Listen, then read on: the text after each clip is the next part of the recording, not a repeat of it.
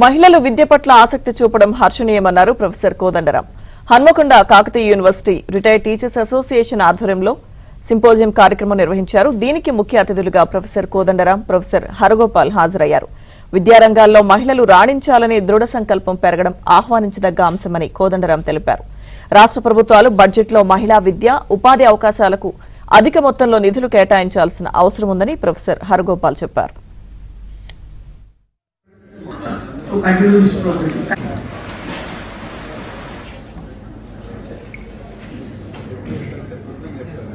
ఆధ్వర్యంలో సింపోజియం కార్యక్రమం నిర్వహించారు. దీనికి ముఖ్య అతిథులుగా ప్రొఫెసర్ కోదండరాం, ప్రొఫెసర్ హరగోపాల్ హాజరయ్యారు.